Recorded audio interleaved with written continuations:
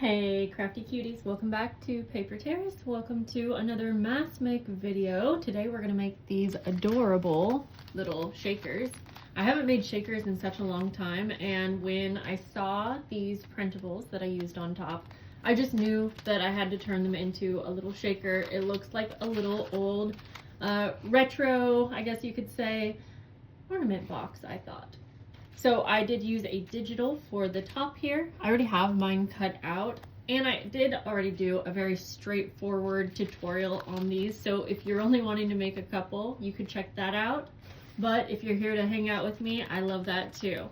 So we're gonna get into it. I have to show you something I just got in the mail though. Oh my gosh, I die. Look how cute these labels are.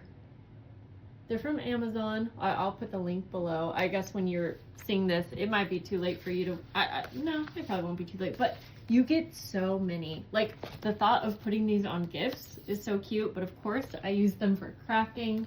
I like really quick put this together because they're so cute. Oh my gosh, I can't wait to play around with those. In fact, maybe I'll film me playing around with those also. Alrighty, I had already got started on this mass make. I need to make like 50 of these, so I have my little card protector pages, my sequins, my printables that are cut out, and I have my sewing machine behind me. We will have to sew these, but we're gonna get right into it. And since I'm mass making, I'm gonna do this the best I can to do a bunch at once. I'm gonna start by taking my sequins and filling each little, little quadrant here. Now, I found when I was making these on the first round, it seems like it's actually better not to overfill them. You want enough that you're gonna see them when it's flat, but they do lay better, and like the printable lays better on them when it's not too full. You don't want it like curved. So you can play around with a good amount for you, but I kind of find that like one little pinch seems to be pretty perfect for me. I have some other cute sequins that I thought might be cute for these, but I also sort of feel like this sequin mix is like just the perfect color for what we're making. Whoops, I got them all over here, guys. So yeah, these little protector page things will make it so much fun to make, honestly, shakers like of any style. I feel like making shakers can be a little intimidating if you're not used to it, but this right here is such a simple way. Oh my gosh, this one on top, that's so odd. It has like a center piece. Is that all the way across? Yes. How odd do these? It's almost like double-sided. I'm still gonna use it and just disregard that, but huh. That could give me some ideas actually. But I don't have time for more ideas, so let's just not right now.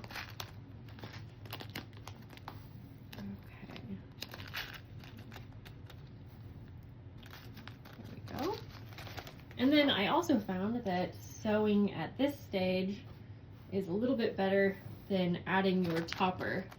So we're gonna head to the sewing machine. I wish I could I'm gonna try to just bring you around here.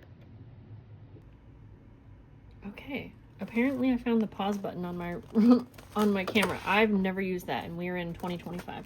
So anyways, I'm gonna start by sewing across the top of all of the quadrants, and I would like you to see what I was doing. I won't show you the whole sewing process because it's just going to be redundant and loud, but at first I will go ahead. So I'm sewing across, making sure to sew far enough in that it's sewing the opening closed. And then because each row just has that one opening, I will do that on all three. This definitely saves time rather than doing them all at once, I think.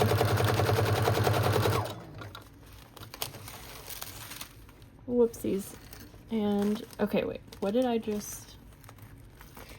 realized I made a mess, but it seemed like those were coming out of the top ones, but no, it had to be the bottom. Okay, well, don't make a mess like me, but you probably will, so that's fine too.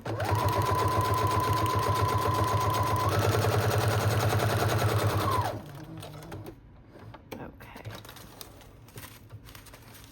I guess this is a good time to see if you have any holes. No, we don't. We're good. So now, technically, they're sealed in there because if you see, you know, right where it separates, they are attached. Okay, but because I'm going to be cutting essentially down on that dotted line, sorry if you can't see that, I want to be extra sure that each one is actually going to be sealed in. So I'm trying to make all the sequins go to one side to start with, best I can. Now, if you accidentally sew through a sequin, it won't be the end of the world, but you know.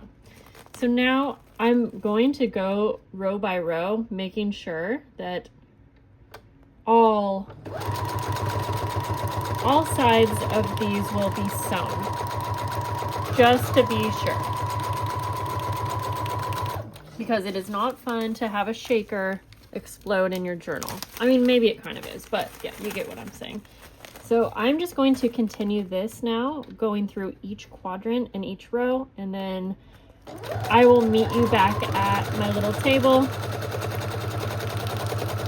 before I do anything else. Okay, I think I sewed everywhere that needed to be sewed. I am going to cut these now.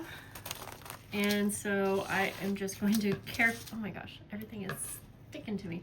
I'm going to carefully just go in between my sewing lines now. And I know there's quite a glare from the plastic, so bear with me, would you? Okay.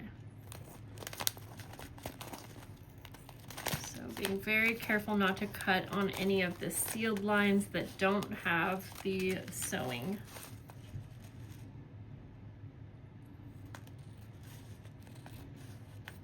And if you are, you know, cutting these and you realize, oh shoot, like I accidentally cut through the sewing or something, and that's when you could go back in and make sure to sew any of the single shakers. But I think if you are careful enough, whoops, you can avoid that. And I'll do like some little tests to make sure that everything is actually sealed or sewn. And I'm just cutting off the tab on the side, but also making sure not to cut into the sealed part or line. Now I used to have, oh, I think it was by We Are Memory Keepers, and it was a little heating tool that could close the plastic up. I just never used it enough, but that is pretty cool if you make a lot of shakers. Okay, now what we have to do is decide on which toppers we're going to be using. And since I have a variety, I'm just gonna take like 9. Let's see here. Love all the different shapes and whatnot.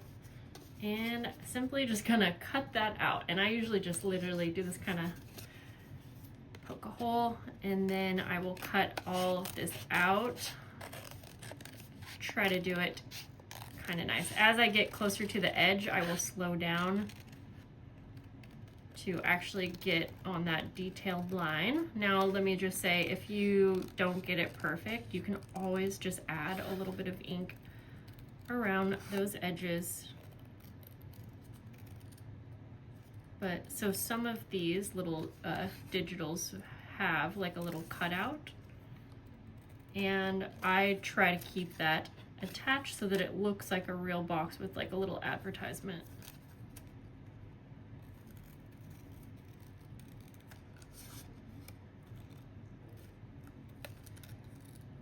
It can be hard to get it perfect around those edges, so that's why I just never try to do perfect. And for me, even though I have some darker areas, who doesn't know that that couldn't be what the packaging looks like? So I will though I'm gonna take my Pine Needles Distress ink, and I think that this looks really nice around the edges, but if you wanna go for like full on vintage look, you could just use a brown. I always like to add a little color when I can. Let's do one with the brown so you can see what you like better. And then I will continue to cut them off camera.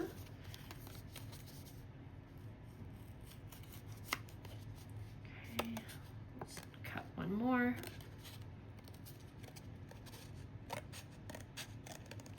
Some of these shapes are a little bit easier than others. Like this one, since it's just kind of a rectangle shape with rounded corners.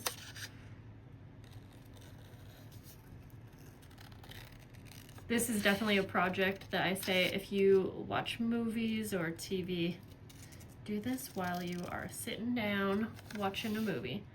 I wish I could sit and watch a movie, but no, I can't. Alrighty, let's go ahead, and for this one, we're gonna try a vintage photo. Have I been out of frame this whole time? Probably. If you are curious, I printed most of these on just a regular cardstock, not printer paper. It's like one step up, but I feel like even printer paper would be totally fine since you are gluing them down to a harder plastic surface. I need to change the ink in my printer actually, and it always feels like such a hassle. Okay, maybe I do like this actually. You know what, it does give it a more legit look. I like the color too, but you can see. So I'm gonna continue cutting all these out and then we'll assemble. All right, we have these all cut out, and I'm gonna go with the vintage photo. I'm actually surprised myself on that one. These are already kind of like aged anyway, so you don't have to do a whole lot to actually add to it, but since I did print these on paper, there will be that little edge showing. I should have mentioned, you probably noticed that I do already actually print them on an ivory, or it's kind of like a light tan paper, and I do that with a lot of my printables because I like that easy aged effect that it gives. The only thing is if you're trying to print something that's white, it's not gonna show up white because it doesn't have any ink showing through, but alrighty. I think we're good to go. All right, that's good. Next, we'll just kind of lay this flat because this is going to help us glue it on more flat. And then I'm using my Tombow Mono Aqua in my Sugarbelle container, which sadly, like, I don't know if Amazon's ever getting them back in stock, but these Sugarbelle containers that I use have been out of stock this whole like Christmas season because I get a lot of questions about where I have got those, and it was from Amazon, but I can't find them anywhere. So odd. How cute. Oh, this one must have lost some, but that's okay. So if you have one that has a little bit less, then you could use one of your toppers that takes up more of the space. Because honestly, when they're in a journal laying flat, you'll be good to go.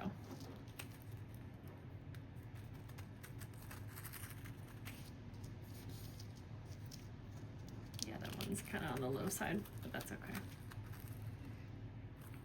We'll set that one to the side.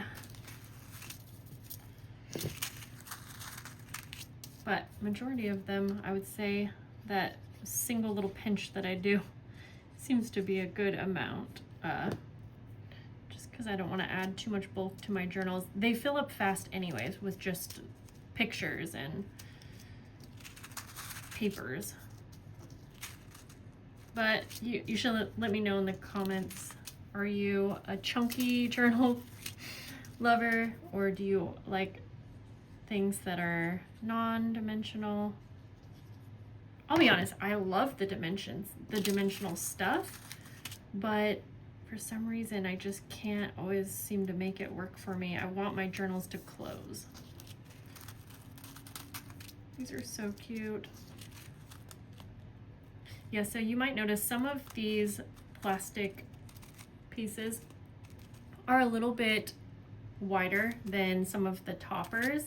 So you could definitely cut that off and then sew it closer if you don't want there to be excess on the perimeter. But I'm actually totally fine with that. I don't think it looks bad, and I don't mind it one bit. If I were just making one, maybe I would make that change, but other than that, I'm fine with it. It gives you a little bit more space if you want to turn these into a little tag, or you want to add some paper on the back of them, maybe to add like a little pocket. That could be cute. There's a lot of different ways and things you could do with these. I was thinking it would be cute to add a little hole with an eyelet and add some little like a bulb pin with some charms, something like that. But I also think these would just be such a cute little pocket in a journal.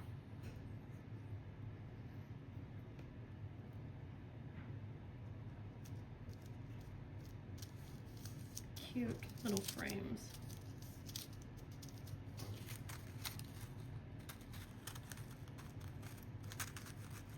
And one more. Yeah, honestly, this method, it's really not too bad for the time that it takes to make shakers.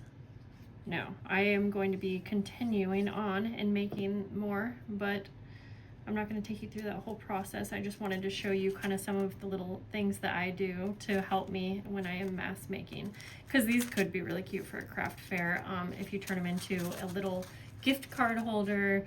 My original one, I put a pocket on, I don't know where it is though, but I put some paper on the back and turn it into a little side pocket.